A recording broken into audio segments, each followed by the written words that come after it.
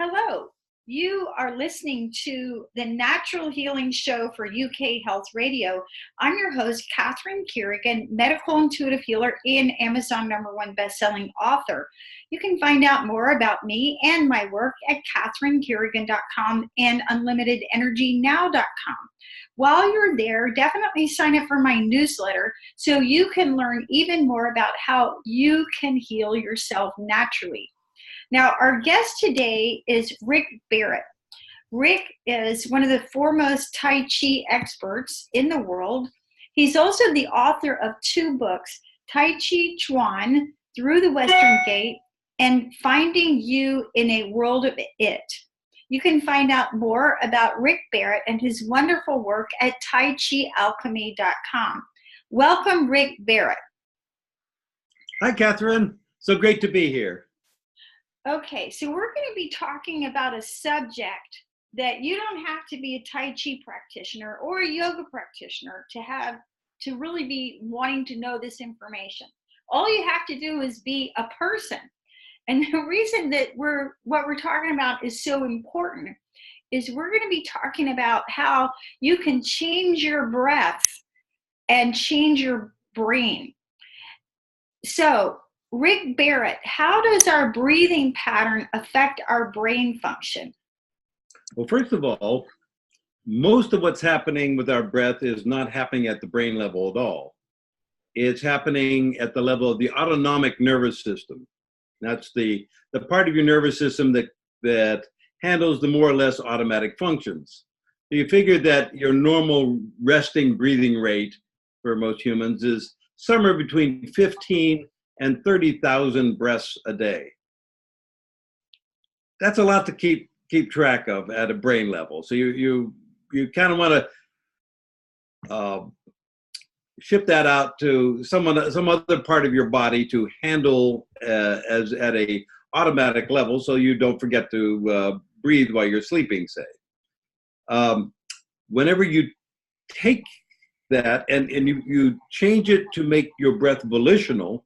That is, you choose to breathe and how you breathe, you then are activating parts of your brain that are more under your control, and that has an effect on the way your brain works at that point. So the autonomic nervous system is I don't know how much you want to get into this, but basically it's divided into the 2 basic parts, which are the sympathetic and the parasympathetic. The sympathetic is the go, go, go part. The parasympathetic is the kick back and chill part. And whenever we're like too much in the go, go, go, then it throws things into an imbalance and it causes our breathing to become shorter and more superficial. So whenever we're in a stress situation, we tend to go to the sympathetic nervous system. And if that continues for a long time, then we get a whole myriad of problems, including anxiety and hypertension, and it throws your digestive system out of whack, causes insomnia, things like that. So we want to get that autonomic nervous system back into balance so that there's an easy give and take between the parasympathetic and the sympathetic. Right. And for our audience, my understanding is that every nerve in the sympathetic nervous system is connected to at least 20 other nerves, versus in the parasympathetic nervous system, which allows us to relax, the ratio is only 1 in 5. So basically we are programmed to survive, not to relax or even feel good, right? That's true. Evolution has worked that into the system, that those who are more into doing tend to survive more than those who are just into relaxing and feeling. So it makes us more energized.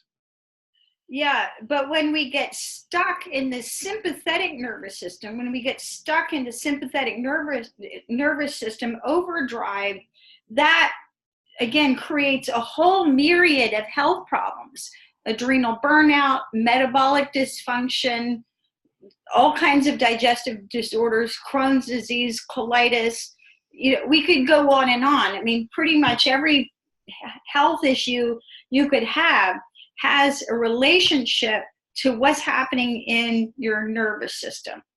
So going back, Rick Barrett, to our breathing pattern, how can we change our brain function by the way we breathe? Well, most of us have gotten trapped into a very shallow breath. That is what's called thoracic breathing. Thoracic refers to chest breathing. And the way that works is when we take a breath, the diaphragm, which is a sort of a dome-like set of muscles that starts at the bottom of the rib cage and kind of moves down over the upper part of your abdomen. It activates, and as it pulls down, as it contracts, it pulls down and it creates more space in the chest for the lungs to expand downward, and then they fill up with air. However, whenever we feel that initial resistance, whenever the diaphragm presses down on the internal organs, your stomach, your liver, intestines, etc., then we stop and immediately shift back to the chest, where the intercostal muscles, the muscles that are located between the ribs, they cause the chest to expand. So what's happening is it's a very shallow breath, and that's sort of the default setting for most of us. And what that means is you're getting between half and a third as much air per breath as you do whenever you breathe diaphragmatically. And diaphragmatically means that whenever you breathe your diaphragm, you don't stop at that initial resistance, but you keep pushing downward by filling up as you do that, you fill up the lungs with more oxygen per breath. So there's a lot of results and effects that come from that action. Now, I know that usually the average person is going to take roughly about 22 breaths per minute. And I know when we're practicing yoga and we're breathing more deeply, we can slow down to roughly about 6 breaths a minute. Right. And I've heard you say that when we breathe into our belly, which is this diaphragmatic breathing, we're in our parasympathetic nervous system.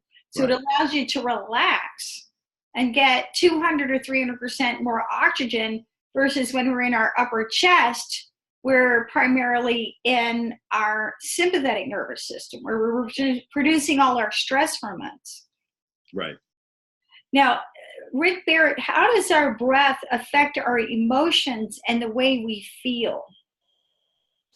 Well, anytime we're feeling like we're stressed out, there's going to be an effect on our emotions. You're going to be a little more hypersensitive. And if it goes too far in one direction, we call that anxiety. That's where we're cranked up and we're looking around for what is wrong. What's wrong with my life? What's wrong with me? What's wrong with now? And that has an effect on the emotions, that we're more easily triggered by anything in life. We have less equanimity. So as you're saying about the yoga breathing, you get more equanimity if you're not feeling threatened by, like, oh, where's my next breath coming from? It's a fundamental source of anxiety, is like, oh, I don't know where my next breath's coming from. I'm worried. And even if you're not thinking that thought, it's still happening at a preconscious level. So what you're saying is that when we're doing this upper chest breathing, this thoracic breathing, we're more likely to go into negative emotions and our emergency emotions, versus when we're breathing into our belly and we're relaxed and we feel safe at a real visceral level, then we can open up and see a bigger picture. Right. And one thing that that people sometimes miss is that it's work to breathe correctly. You actually have to make an effort to do it because you are physically pushing down on your internal organs. Now, that may sound like a bad thing to some people, but it's actually very, very healthy. What it does is it kind of gives your internal organs a massage, and it breaks up static patterns that accumulate whenever the organs are kind of stuck in a lethargy.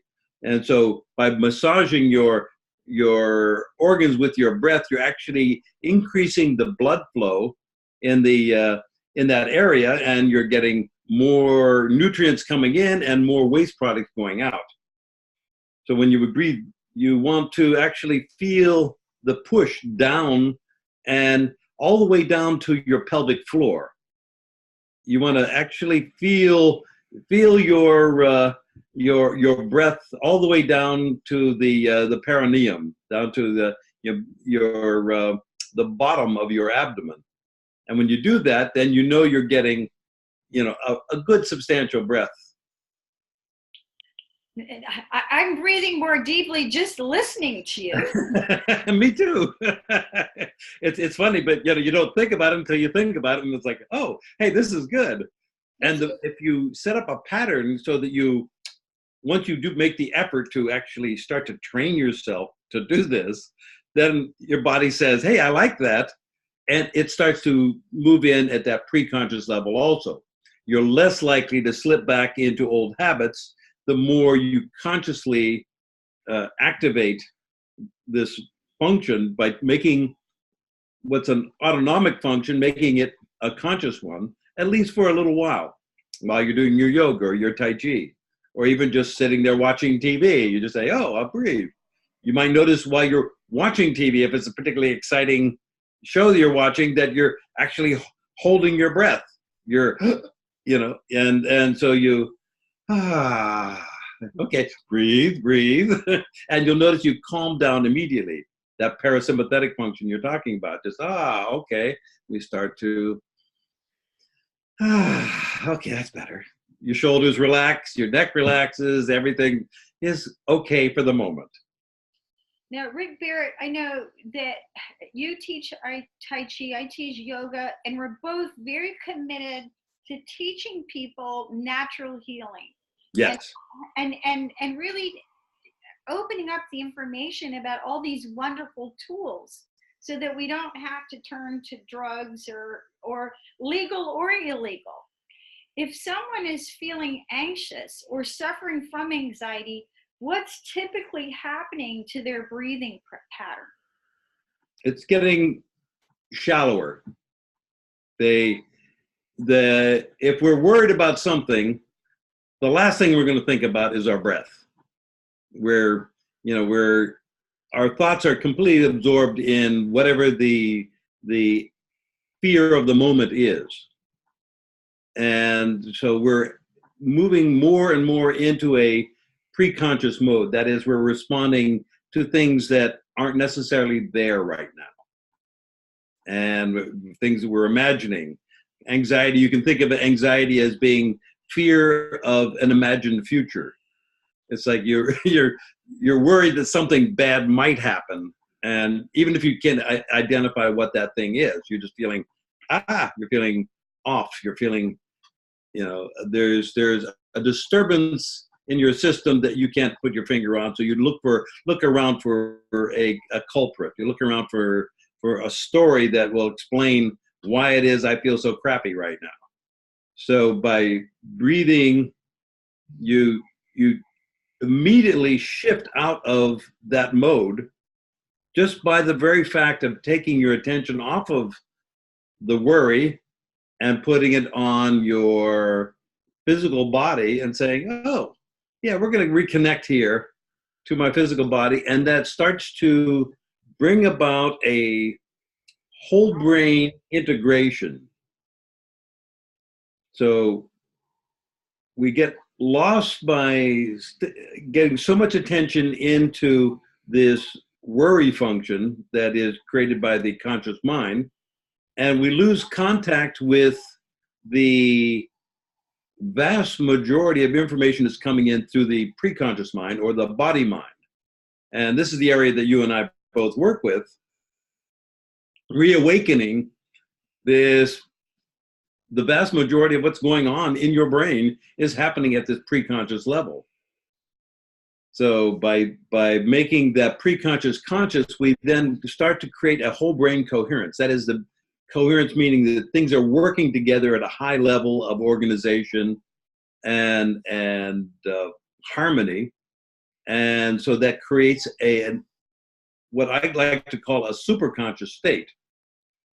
That is, you're able to expand your awareness so that you're able to access both your physical and your mental functions simultaneously and able to do more. This is where we get into, as athletes, we get into the zone, or we get into the flow, and things just seem to magically work out, and we know stuff before it happens, and we get to be intuitives like you. We start to tap into that, and it's like, oh, you're operating at a super conscious level.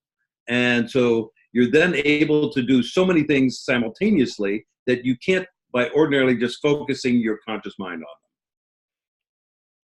This is really helpful. Now, I know that whenever I've got clients who are anxious, one of the first things that I want to do is to teach them yoga breathing, consciously breathing, so that they can breathe through their anxiety, because I find that in a matter of 8 minutes, people can literally cut their feeling of anxiety by at least 50% just by breathing through it.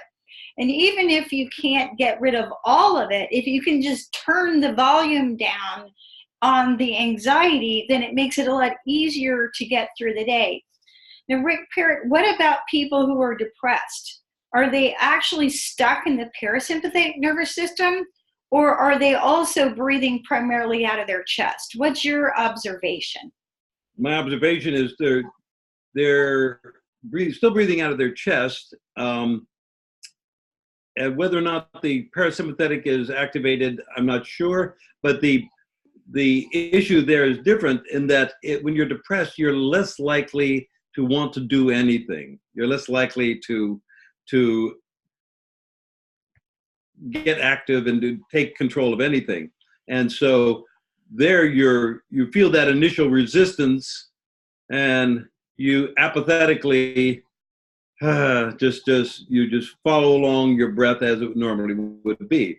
And by changing that one decision and say, oh, I'm going to breathe a little deeper, you are making a small step toward reclaiming your power, which in the case of depression starts to turn the ship around. It's heading for an iceberg, and you're saying, okay, let's start to move this thing around. And it doesn't happen immediately because you don't want to capsize the ship, but you start to turn it around. And there are studies that indicate that it does have an effect on depression. Deep breathing has an effect on depression, as well as, like you say, anxiety. It's something that the controlled experiments show that, oh yeah, it makes a big difference. And long term, if you establish that pattern of getting more oxygen per breath, you start to feel more vitality. Everything works better. And so there's one less stressor on your system, which can't hurt. Having that not having to worry about that particular thing, it helps to alleviate your depression too. Now, our audience listening to this may think, well, if I just simply exercise, whether I go for a walk or I practice Tai Chi or Qigong or yoga or go to the gym or swim or get on my bike, just by doing those physical activities, that's going to change the way that I breathe. But how can learning how to breathe, because when we do those physical exercises, we don't necessarily learn how to breathe. How can actually learning how to breathe properly improve our mood? Well, by learning how to breathe properly, by getting more oxygen per breath, you are going to increase your stamina, and you're going to be able to function better, whatever it is. There's studies done about that too, how it affects the runners and bikers and things like that. That if you are taking fewer breaths, you can see if you're trying to do something at a say do any kind of distance running or biking or something like that, and you're breathing, you're panting, then you're gonna burn out really quickly. But if you're taking those long, deep breaths and you're able to go much longer with more stamina and with a calm, relaxed approach to the effort rather than a an uptight one. One of the things that one way to determine whether or not you are a chest breather or a diaphragmatic breather, it just put one hand on your chest and one hand on your belly, and you breathe normally, and you see what moves and how much does it move. And if you notice that, oh, it's your chest is getting most of the action, or even both are not getting much action at all, then you consciously breathe into your belly and feel your hand rise. And a good way to do it is to actually push in with the hand on your belly, exhale. And then when you're ready to inhale, lift your hand and feel your belly expand as you do that. And that will tell you that you actually are getting more of more breath, and you're doing diaphragmatic breathing. Now, I know in yoga, we have very specific breathing practices, very advanced, complicated breathing practices, which fall into a system called pranayama, which is very advanced breath work. What is the system that you, as a Tai Chi expert, teach your students in Tai Chi? How do you instruct breathing through Tai Chi? Well, I like there's the beginner level, which is just to learn how to use your diaphragm properly, and that's going to take a while to get that set in, so that becomes the natural way that you do it. It may be months or years for someone to be able to make that shift, and that's time well spent. It's because you've probably been going decades going the other direction.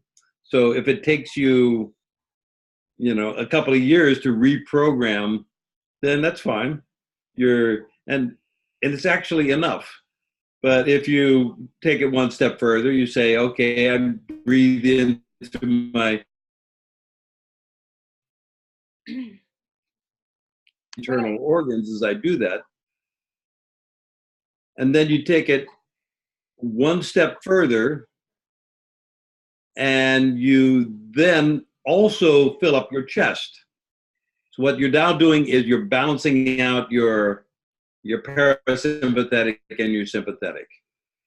So then you're able to increase your activity level as well as your relaxation level simultaneously. So that'd be a next step for that. And then there are more advanced breathings where you're actually controlling the expansion and putting more pressure on your internal organs without expanding your belly. And but that's more advanced. That's after you've mastered the whole idea of being able to relaxedly expand and allow the belly to expand and contract, ebb and flow easily. Now, how can we breathe to boost our performance, to be better at what we do? You talk about, being an athlete, a runner or a biker or a Tai Chi expert. But how can we breathe in a way that actually boosts our performance, whether we're in athletics or in regular life?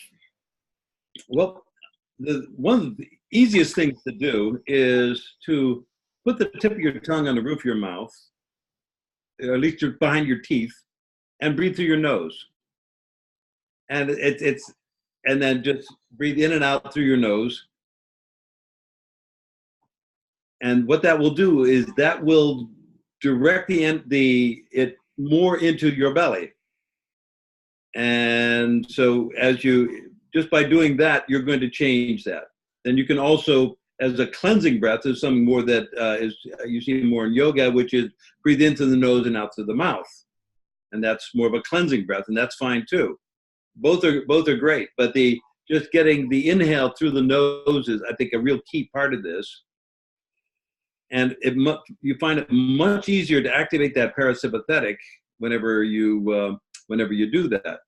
But if you're doing it for performance, you want to also have the sympathetic working. So then you breathe into the belly, but you also then add in the expanded chest as well. And so you get the whole package at that point. So then you're able to ride your bike, run your race, lift weights, whatever, and keep doing keep moving at that higher level of performance.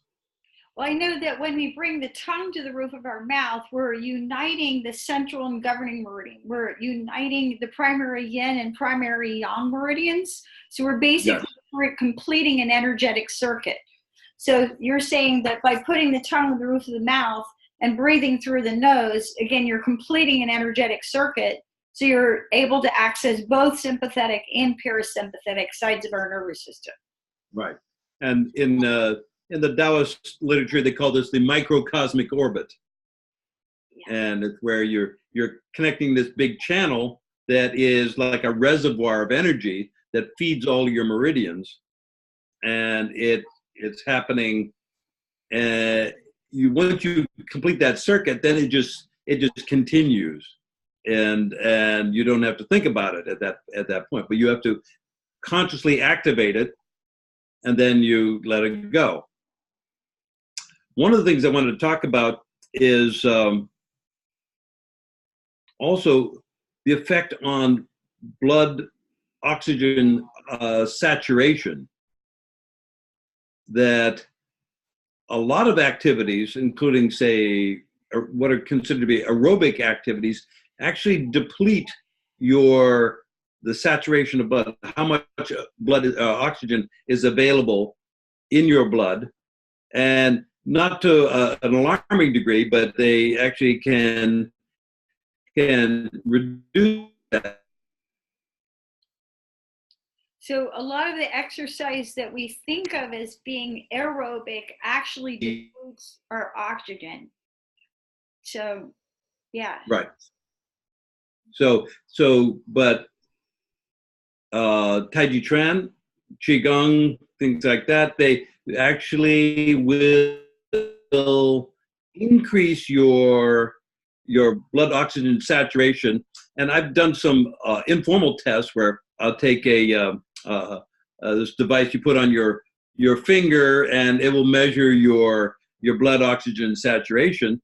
And my students will generally run right up at the top, we're at the top of the scale, like 98, 99, and only goes up to 99. So and that comes from this relax. So what you're doing is by relaxing and activating the parasympathetic, you are increasing the circulation throughout the body, and so this oxygen is then going to all the cells in your body, and it's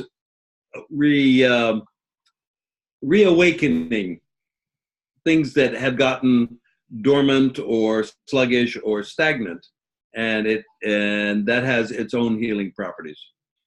I remember years ago, I had a friend who was a naturopath, and he had a device that measured oxygen uptake. And he said one afternoon he went around and measured the oxygen uptake of all his office workers. And he said if they had been in the hospital, they all would have needed an oxygen tank. Yes. And so when we're sedentary, when we sit, I mean, we now know this scientific research shows that, sitting is as bad, sitting constantly for hours on end is as bad for you as smoking. So whether we're walking or practicing Tai Chi or yoga or biking or what have you, again, you're increasing this oxygen throughout our whole system, which helps us feel good. Yes. Now you talk about coherence, and that's one of the topics that you're a real expert at.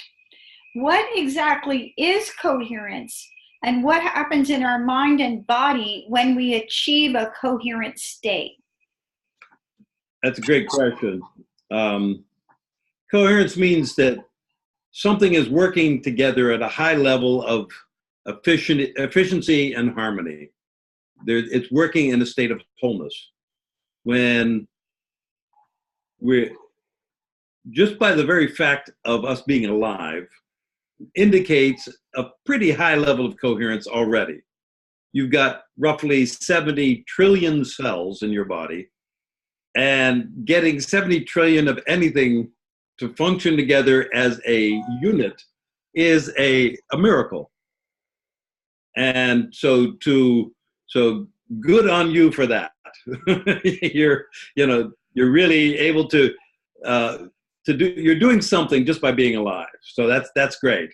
Now, if you want to increase your coherence, you then increase functionality. The things work together more smoothly. You think of like a football team. If you have a bunch of individuals running around, then that's a non-coherent system. Whereas if they're working together as a team, then they take on qualities that are not available in the non-coherent state. And that's true of anything. Whenever you move into a state of coherence, then it takes on new qualities. The quality of wholeness then has it's something. 70 trillion cells by themselves mean nothing, but 70 trillion cells as a human body, that's something pretty cool. So by increasing your coherence, you increase your functionality, your health. And there's an expression in a scientific expression that says that coherence is inversely proportional to entropy. And entropy is the quality of systems falling apart, of energy leaving the system. So, and basically it's a fancy way of saying that the more order there is in a system, the less confusion or disorder there is in a system. And we see entropy in our bodies as we age, as we get sick, as we feel poorly mentally or physically. That's entropy. That's where things are moving toward disorder or toward confusion or toward a breaking down of the system. So the more coherence, the better. And that's not entirely true, but it's a good place to start. That you want to be able to move into a heightened state of coherence at any time you like, and that will help you to function better in your life and also increase your health. So what you're saying is then when we're breathing in such a way that we're balancing our sympathetic and our parasympathetic nervous system, we're reversing the effects of degenerative disease and actually healing our bodies. I'd say that is a pretty good way of putting it, yes. Yeah. We're becoming, and going back to the brain function, by volitionally doing this, by volitionally contacting these preconscious activities of our body, we are awakening our brain. We are accessing parts of our brain which have been asleep. And the more we identify with this very narrow band of consciousness that we have, and it's only a tiny bit of what's going on that we actually register. There's one study showed that there's approximately, I think about 12 million bits of information per second being taken in just through the five senses, and of which we have, our conscious minds can deal with about 12 to 40 bits of information per second. So it's about 1,000,000 to 1 reduction just in the five senses. When we add to that all the stuff that's happening inside, so the five senses are dealing with what's happening outside, our relationship to the world around us. But there's also this vast sea of information that's happening inside. The interoception, which is when we look inside, what do we feel like? What does your stomach feel like? What is What does it feel like the little toe on your left foot? What does that feel like? Whenever we consciously activate that, we awaken parts of the brain that are asleep. And when we get the two of those together, both the conscious and the preconscious, then we move into the superconscious state. We move into a state where we become more intuitive, where we're able to know without thinking, but we can also think if we want to. And that's what intuition is. It's being able to know without thinking. You're able to say, oh, okay, you're able to see clearly without having to go through, show your homework and show the way you got to the conclusion. It's like, no, I know this. So what you're saying is that when we're breathing consciously, as we learn in Tai Chi and yoga, we're actually opening up our higher intelligence. And yes. Right. And able to process more of the information that's actually coming to us. Yes. Yes. And that is vast. And most of it is closed off by our habits, by the very fact of us being asleep most of the time, by the very fact that we're going through the paces of our lives in a semi-hypnotic state, and we get locked into habits of behavior so that, I read one place that about 95% of our behaviors are at this preconscious level, that we're not actually thinking about what we're doing. And we're just we're eating the same things, we're doing the same things, we're following the same habits, we're repeating the same behaviors, thinking the same thoughts, feeling the same feelings, and we are constantly surprised we get the same results. And if you want to change something, then you got to start changing something. You want to change the way you are in the world, the bad things that are happening to you, then you start by changing very simple things. One of the easy things to do is to change how you breathe, make it a little more conscious, and just turn that ship around. Now, Rick Barrett, Tai Chi expert, how can we breathe in such a way to bring our minds and bodies into this greater state of coherence where we're accessing a higher intelligence? Well, I think that the breathing is just part of that accessing process, but it is, we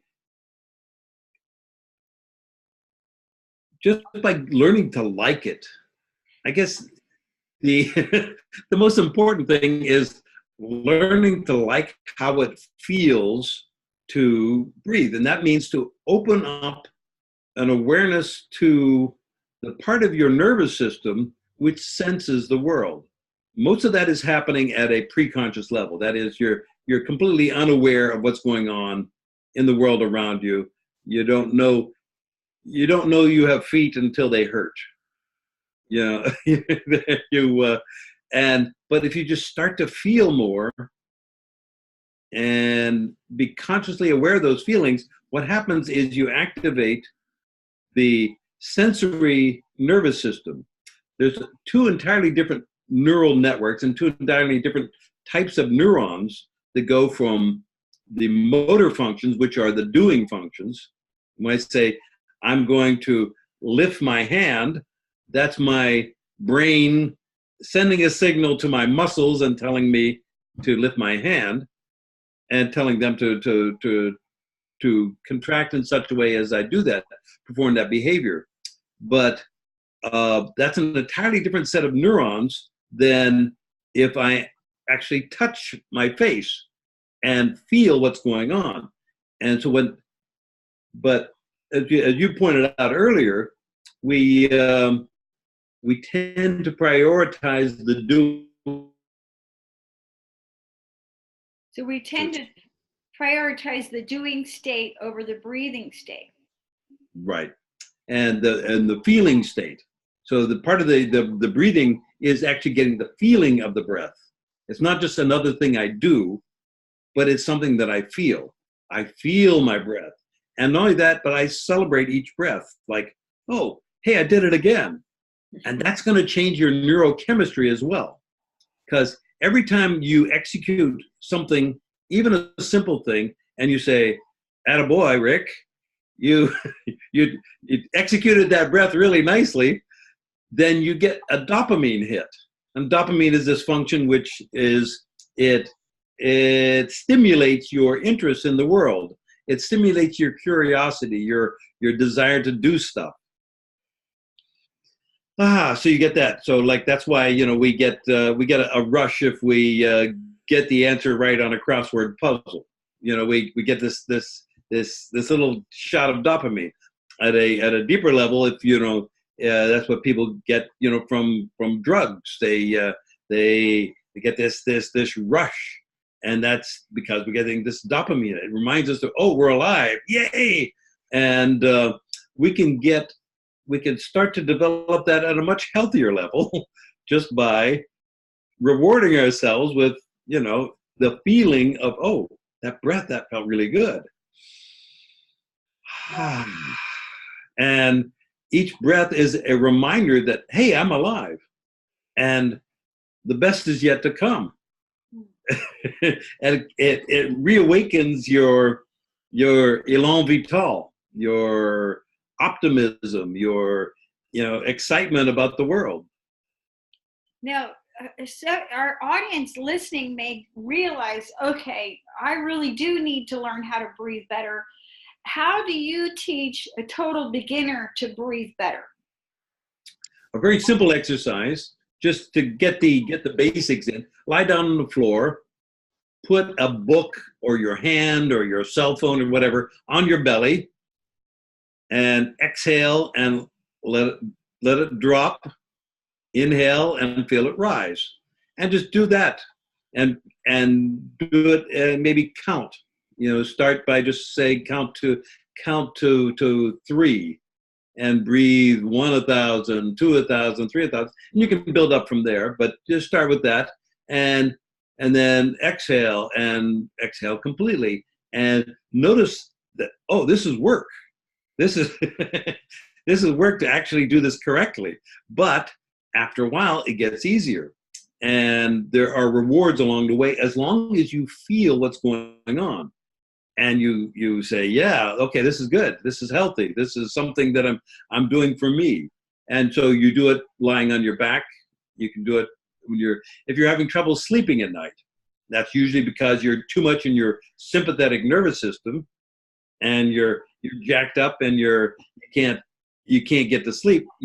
Okay, put your hand on your belly.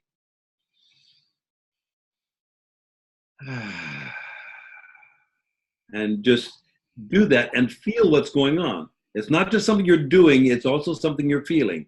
And when you do that, you are then activating that parasympathetic nervous system, and pretty soon it is bye-bye land. You're off to sleep. Now, Rick Barrett, again, you and I both advocate natural healing, and yes. At the same time, we're very practical. And if somebody needs to go to the doctor, I'll send them to a doctor, or take a drug, get the surgery. But I think they say something like 12% of the Americans are on psychiatric medication. Do you think that breath work? More than that. It's much more. It's over 1 in 5.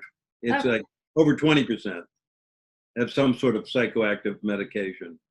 Wow, 20%. Wow, 20 to 25%. Wow. So we have all these people. And that only includes legitimate drugs.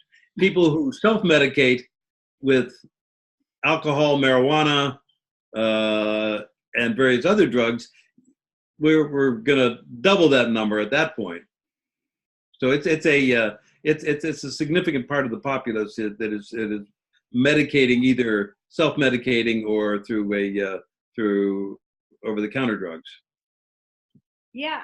So you and I, we're teachers, and we want to empower people. And so do you think that breath work is an adequate substitute for these drugs, legal and illegal, to help people feel better? That's a tough question. I would say that's up to the person and their doctor. I'm not in the position of giving medical advice, but I would say that it couldn't hurt. you know, that if you were to do these things, that even if you are on some psychoactive medication, it's going to help if you take control of your brain, you take control of your autonomic nervous system, and so it's going to help. It's not going to be a substitute. I think that would be reckless on my part to suggest that would be the case, but it's going to help. Yeah, again, going back to what I was saying, even if you can just take a few minutes to learn how to breathe and to, again, learn how to relax yourself and turn down the volume on your discomfort, then you're going to decrease your need or reliance on medication, whether it's legal or illegal. And you're bringing yourself back into your own power because you realize that you have control over your breath. And one of the things I personally like about breath work is that you can do it anytime, anywhere. You don't need a therapist. You don't need, a drug, legal or illegal, but you always have yourself and you always have your breath. So, Rick Barrett, any final thoughts for our audience? You've offered a tremendous amount of very helpful information. I would say that the most important thing about this is to get into the feeling of it. To actually, when you're doing it, you want to reawaken that feeling, because that in and of itself is going to help you balance out your brain. It's going to help you to create a harmony between the sensing and the doing parts. And that is going to create more coherence. The more coherence in the system, the more you're going to feel healthier and the more available you're going to be for joy and happiness in your life. So you and just start and sort of celebrate the very fact that, hey, I took another breath. I'm alive. It's a good day to be alive. It's a good day to be alive. You've been listening with you. You've been listening to Tai Chi expert Rick Barrett, author of Tai Chi Chuan Through the Western Gate and Finding You in a World of It. You can find out more about Rick Barrett and his wonderful work at taichialchemy.com. This is Catherine Carrigan, medical intuitive healer and Amazon #1 best-selling author. You can find out more about me and my work at catherinecarrigan.com and unlimitedenergynow.com. While you're there, definitely sign up for my newsletter so you can learn even more about how you can heal yourself naturally. And remember that as you learn to breathe, you heal yourself at very deep levels naturally. Thank you so much for listening, and we'll see you next time.